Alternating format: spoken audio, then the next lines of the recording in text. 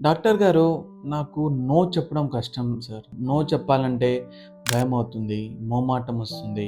Yes, ఇది ఒక పెద్ద ప్రాబ్లమ్. నేను మీ డాక్టర్ మధువంశి, కన్సల్టెంట్ సైకియాట్రిస్ట్. ఇది నాకు చాలా సాధారణంగా అడుగుతుంటారు. సార్, నాకు నో చెప్పాలంటే భయంగా ఉంది సార్. దీనివల్ల ఒక మొహమాటం వస్తుందని. బట్ నేను ఒకటి చెప్తాను. మీరు నో చెప్పలేకపోతే మీరు చాలా పెద్ద ట్రబుల్‌లో ఉంటారు.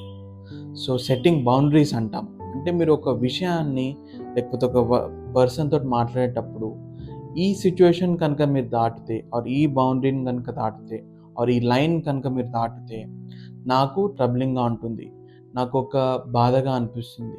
నాకొక ఇబ్బందిగా ఉంటుందని మీకు అనిపిస్తే you should tell him. There is no harm. In fact మీ మెంటల్ పీస్ ఈస్ పారమౌంట్. అంటే మీకు మీ మనశ్శాంతి మీకు పీస్‌ఫుల్‌గా లేకపోతే లైఫ్‌లో ఎవరు చూసుకోలేరు. అండ్ మీ మెంటల్ పీస్ ఉంటేనే వేరే ఒకరు బావుంటారు. వేరే ప్రపంచం బావుంటుంది.